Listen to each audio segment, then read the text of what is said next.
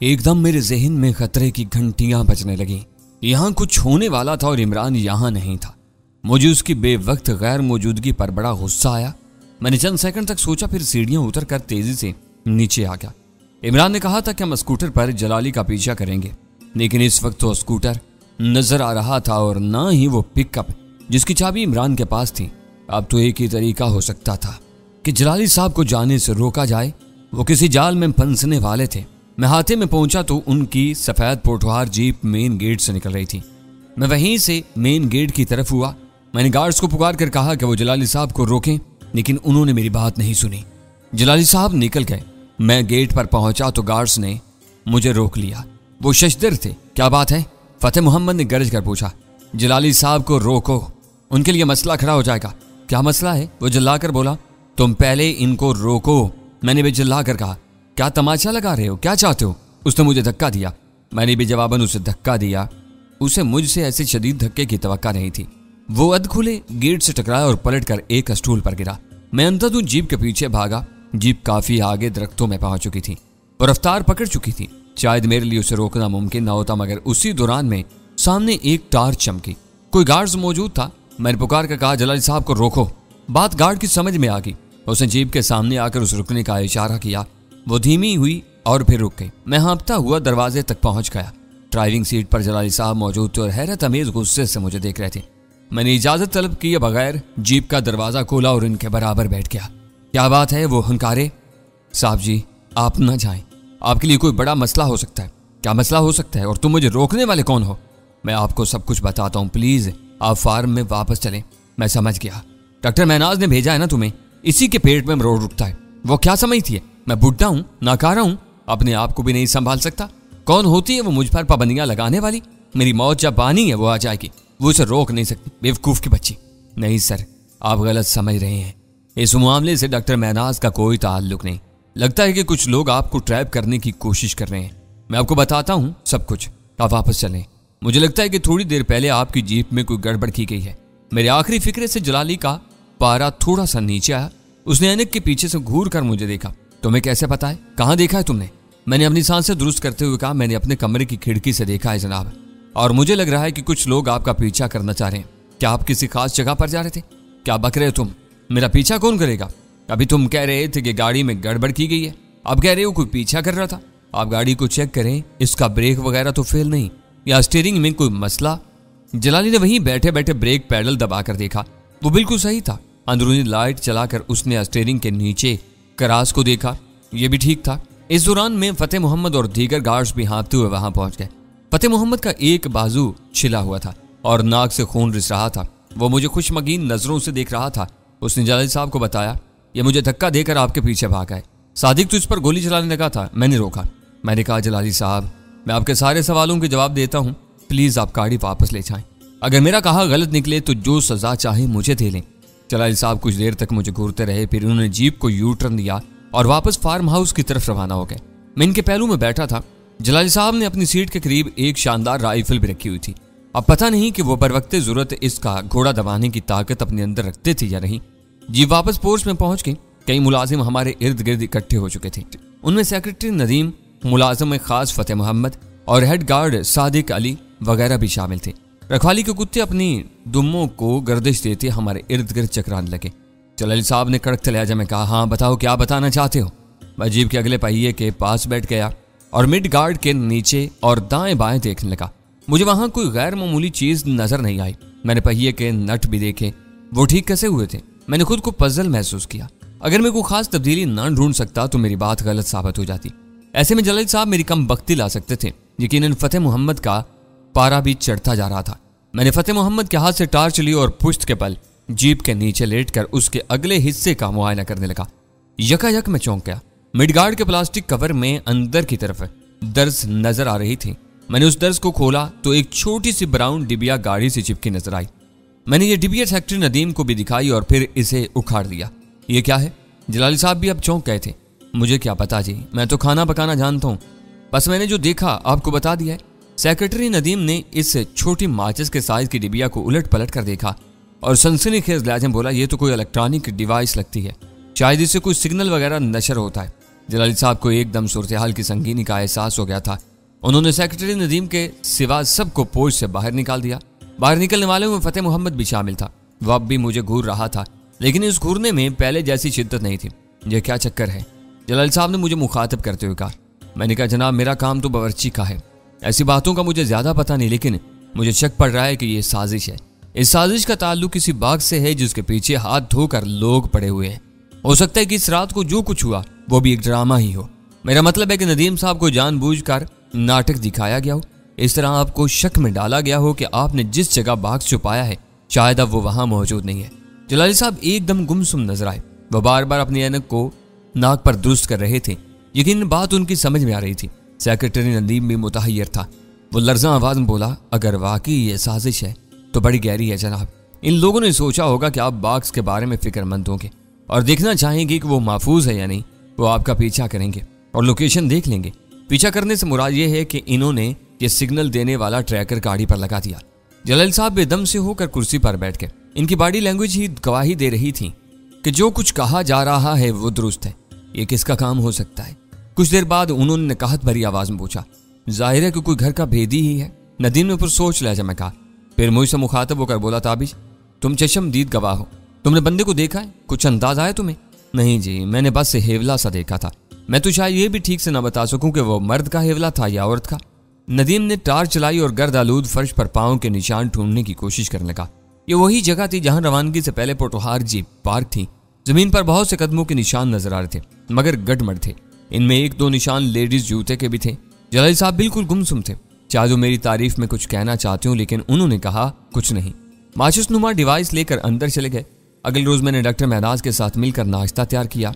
Doctor Mahnaz ने कहा कि कल जो कुछ हुआ है वो जाहिर करता है कि बाग्स को ढूंढने वाले इस तक पहुंचने के लिए हर हथकंडा आजमा रहे हैं। जलील साहब आपकी बहुत तारीफ कर रहे थे, कह रहे थे कि अक्ल व दानिश है, किसी की जागीर नहीं होती। एक बावर्ची के दिमाग में वो बात आ गई जो हम में से किसी के दिमाग में नहीं आती। मैं खामोश रहा। मैं उसे बताना चाहता था कि इस होशियारी में भी मुझसे ज्यादा इमरान का अमल दखल है। उससे पहले कि मैं कुछ कहता वो बोल उठी। मैंने जलाली साहब को बता दिया है कि आप दोनों बावर्ची वगैरह नहीं हैं, बल्कि एक खास मिशन पर यहाँ मौजूद हैं। कुछ खास लोगों ने आपको यहाँ भेज रखा है। मैंने चौंक कर डॉक्टर महनाज की तरफ देखा। मेरा पूरा जिस्म थरा गया था। फिर एकदम मेरी समझ में यह बात आई कि वो मजाक कर रही है। वह हंसी और उसके मोतियों जैसे दांत चमक उठे।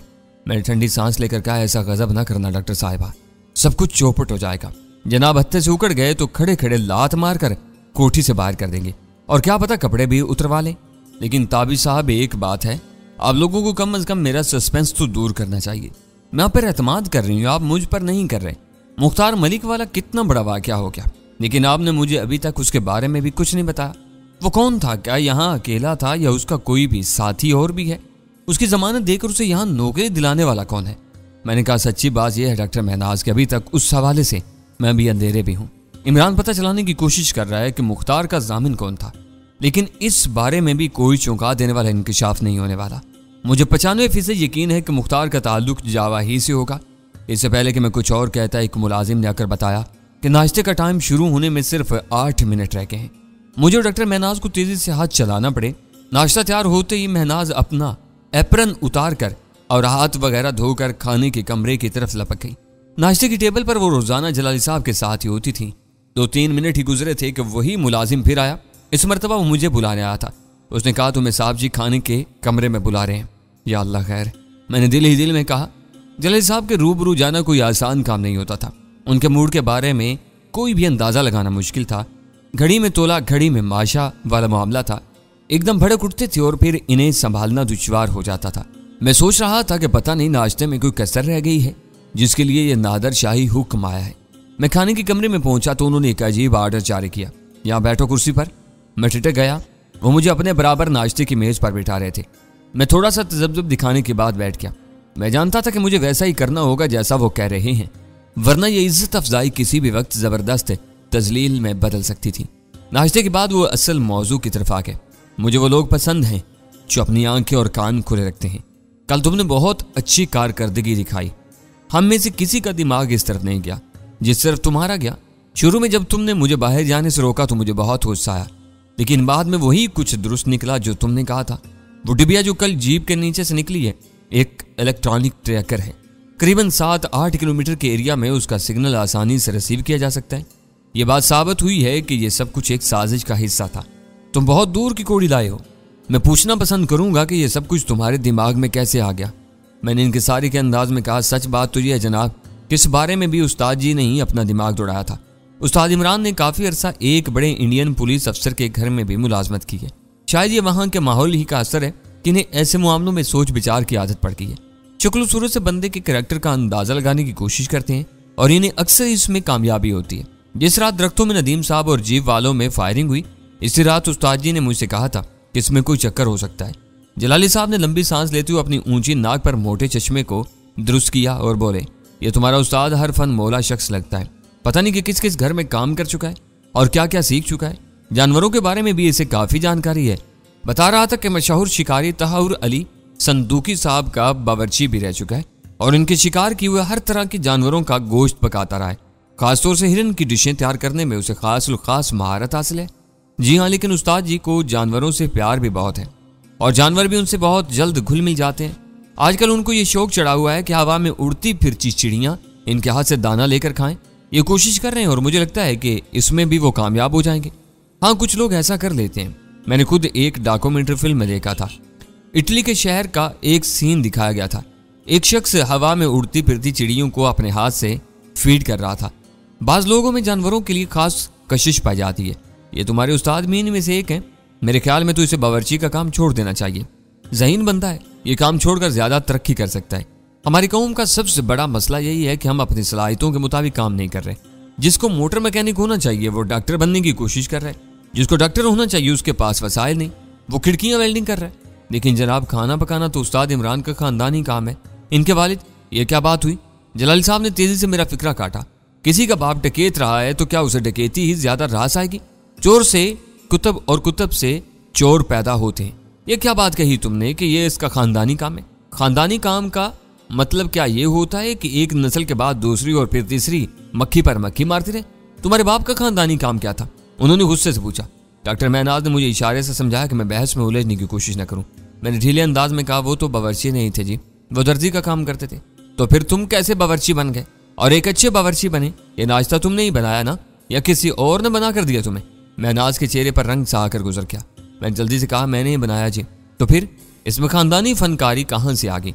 या फिर ये होगा कि तुम्हारी माँ बावर्चन होगी, या फिर तुम्हारी परदादी या लक्कर दादी बहादुर शाह जफर के लिए बिरयानी बनाती रही होगी। ये किस हिसाब से तुमने कहा है कि खानदानी काम होता है? महनाज ने आंख बचाकर मुझे खामोश रहने का इशारा किया।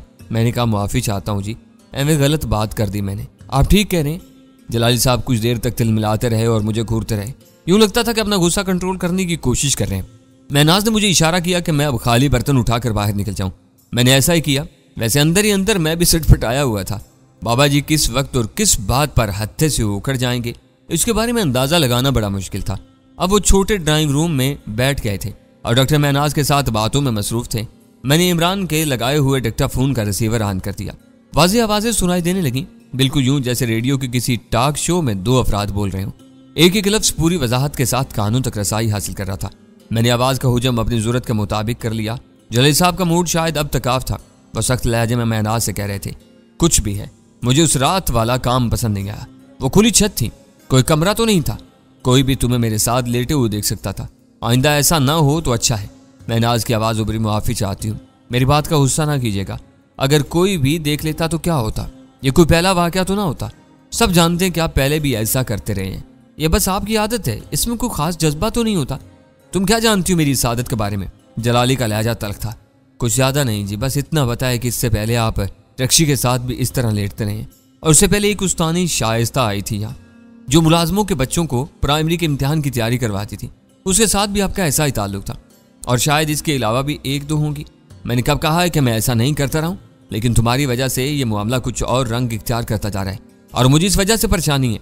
क्या आप कुछ वजाहत करना पसंद फरमाएंगे? महनाज ने कहा। लगता था कि आज वो भी अपने खौफ को पसे पुष्ट डालकर खुली बातें करना चाह रही है। जलाली साहब ने पुरतैश कांपती हुई सी आवाज़ में कहा, देखो महनाज, मैं तुम्हें एक बात बिल्कुल साफ साफ बता दूं। मैं वो जिद्दी घोड़ा हूं जिसने किसी बड़े से बड़े शाह सवार को कभी खुद पर सवारी नहीं करनी थी, और उसकी वजह सिर्फ ये है कि मैं किसी तरफ से भी कमज़ोर नहीं हूं। मैं जानता हूं जिस रोज़ जलाली की कोई कमज़ोरी दुनिया वालों के हाथ आ गई, जलाली नहीं रहेगा।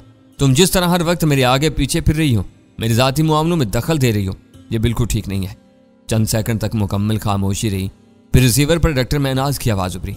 उसने अजीब से लहजे में कहा, सर जब आपके दिल में कुछ है ही नहीं तो फिर मेरी ज़ात कैसे कमज़ोरी बन सकती है? मैं भी तो इन दूसरी औरतों की तरह ही हूँ जो आपके इर्द गिर्द रहीं, आपकी खिदमतकार रहीं और जिनके साथ आप किसी वक्त एक खास किस्म के रवैये का इजहार करते हैं, इनको अपने साथ सुलाते हैं या इन्हें अपने बहुत करीब रखते हैं। तो मुझसे बहस करना चाहती हो, जुबान चलाना चाहती हो मेरे साथ? एकदम जलाली साहब पूरी तरह हत्थे से उकड़ गए। मेरी इतनी जुर्रत कहाँ सर, मैं तो सिर्फ ये कहना चाहती हूँ कि आप मुझे खास अहमियत क्यों दे रहे हैं जबकि मेरी कोई खास अहमियत नहीं है। क्या इस तरह तुम मुझसे यह कहलवाना चाहती हो कि तुम्हारी खास अहमियत है? वो बदसूर बिफरे हुए थे। नहीं सर, मैं ऐसा नहीं चाहती, क्योंकि मैं जानती हूँ कि ऐसा नहीं है, ऐसा हो ही नहीं सकता। वो बुझी बुझी सी आवाज़ में बोली। कुछ देर खामोश रही, फिर जलाली साहब ने कदरे बदले हुए लहजा में कहा, और अगर मैं कहूँ कि ऐसा है या ऐसा हो रहा है तो फिर क्या? अब क्या कह रहे हैं सर? महनाज ने कांपती हुई आवाज़ में कहा। इस कपकपाहट की तह में कहीं शायद खुशी की हल्की सी लहर भी थी, वही जो तुम सुन रही हो। अगर मैं तुम्हारे साथ ये सारी बकवास कर रहा हूँ और अपना मगज खपा रहा हूँ तो इसकी कोई वजह है। मैं तुम्हारे सिलसिले में परेशान हूँ। मैं तुमसे 2 दफ़ा पहले भी गुजारिश कर चुका हूँ कि यहाँ हालात ठीक नहीं है, तुम चली जाओ, कम अज़ कम कुछ दिनों के लिए चली जाओ, लेकिन तुम यहाँ से हिल नहीं रही हो। जलाली साहब के अंदाजे गुफ्तगू ने महनाज को कुछ हौसला दिया। वो ज़रा इठला कर बोली, और मैं जाऊँगी भी नहीं, ज़्यादा से ज़्यादा जान ही जाएगी ना, लेकिन मैं आपकी जान को खतरे में नहीं डाल सकती। क्यों? इसलिए कि आपके पास बहुत पैसा है, ज़मीन है, शहर में करोड़ों की प्रॉपर्टी है। आपके करीब रहूंगी तो कुछ ना कुछ फ़ायदा तो मुझे भी होगा ना। वह मुस्कुराते हुए लहजे में बोली, मैं जानता हूँ जो कुछ तुम कह रही हो सब कुछ उसके उलट है। तुम्हें इन चीज़ों का लालच नहीं और ना कभी हो सकता है। तुम कुछ अलहदा टाइप की लड़की हो, अपने मन की मौज में बहने वाली, अपने बनाए हुए रास्ते पर चलने वाली। वो फिर मुस्कुराते लहजे में बोली, लेकिन किसी के दिल का क्या पता होता है सर। हो सकता है कि मेरे दिल में कुछ ऐसी बातें हों जो आपकी सोच से मुख्तलिफ हों। मैंने ये बाल और ये भवें वगैरह धूप में बैठ कर सफ़ेद नहीं की। जलाल साहब अपने मखसूस भारी भरकम अंदाज में बोले। लगता था कि इन बातों ने महनाज को दिल से खुश किया है। वो बोली, अच्छा अब आप बैठें, आपके मैदे वाली दवा का वक्त हो गया है।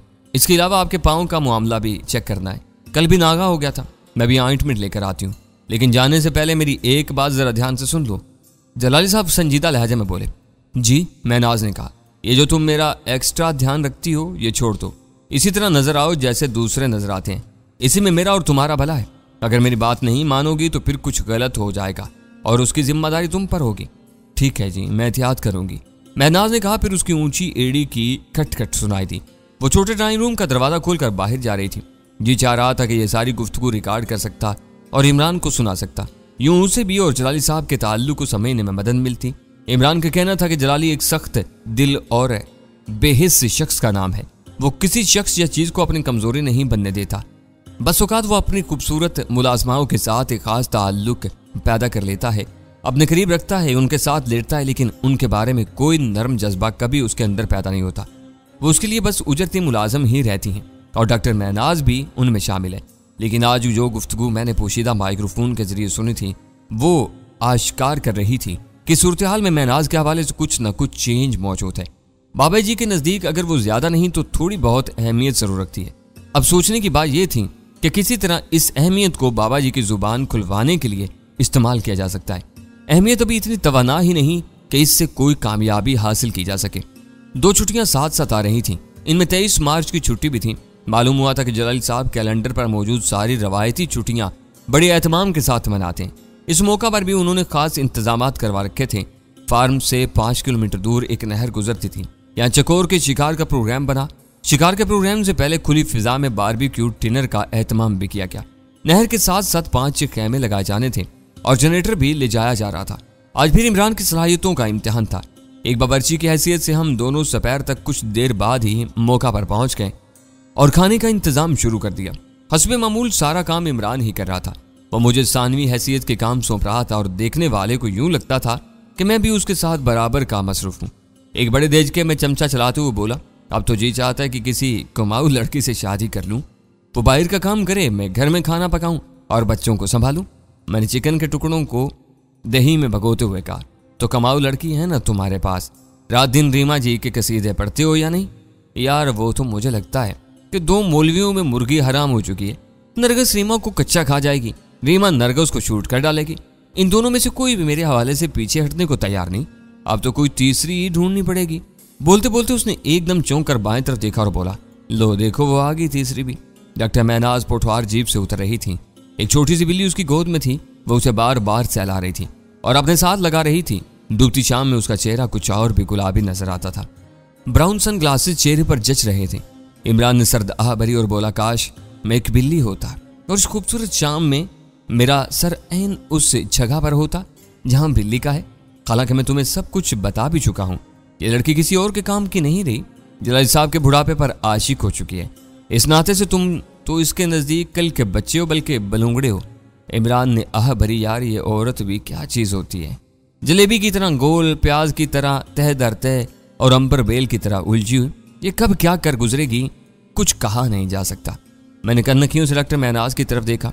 मैं महसूस कर रहा था कि वो कल से कुछ अच्छे मूड में थी और मूड की ये तब्दीली इस गुफ्तगू के बाद से दिखाई दे रही थी जो जलाली साहब के साथ उसने ड्राइंग रूम में की थी। सूरज डूबने में अभी आध घंटा बाकी था। काफी रोशनी थी। कोठी के नौजवान मुलाजिम डॉक्टर लाइबा और नदीम वगैरह के साथ खुली जगह क्रिकेट खेलने लगे थे। डॉक्टर महनाज भी उनमें शामिल हो गई थी। सब खुशगवार मूड में थे। डॉक्टर महनाज ने ड्राइवर रशीद को एक जोरदार शॉट मारा और गेंद नहर में जा गिरी। गेंद निकालने की कोशिश में माली रमजान का बेटा सलीम नहर में गिर गया। खूब हंसी मजाक हुआ। खेल दोबारा शुरू हुआ। डॉक्टर महनाज आउट होने में नहीं आ रही थी। इमरान ने सर्द आह भरी, काश मैं इस महजबी को बाउलिंग कराता और क्लीन बोल्ड करता, लेकिन अफसोस ए हुस्न की शहजादी, मिस महल सरा का एक अदना बावर्ची हूँ। सरदाहें भर सकता हूँ लेकिन तेरे साथ क्रिकेट नहीं खेल सकता। तुम किसी के साथ भी नहीं खेल सकते। तुम 12वें खिलाड़ी बन चुके हो जो बस फील्डिंग कर सकता है। चलो यार फील्डिंग ही करूं, लेकिन कुछ तो हो।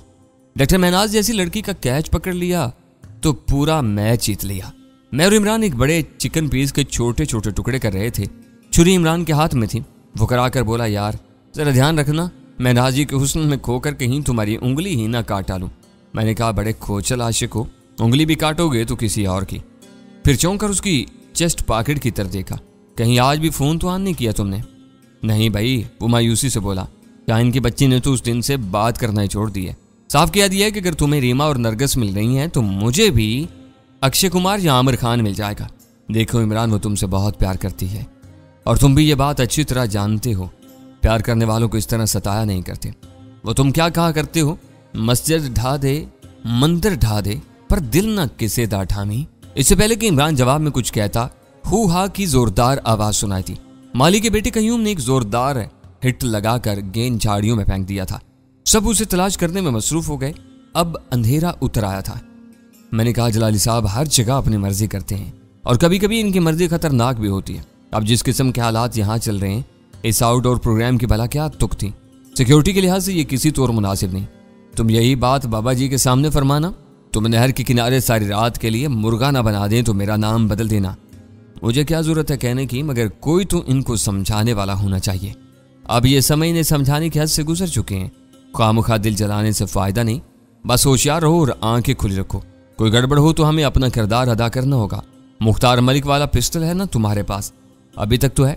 मैंने कमीज के नीचे शलवार के नेफे को टटोला, फिर जरा तवक्कुफ से कहा, देखो अभी तक हमें यह पता भी नहीं चल सका कि मुख्तार मलिक का ताल्लुक किससे था और किस मिशन पर यहां मौजूद था।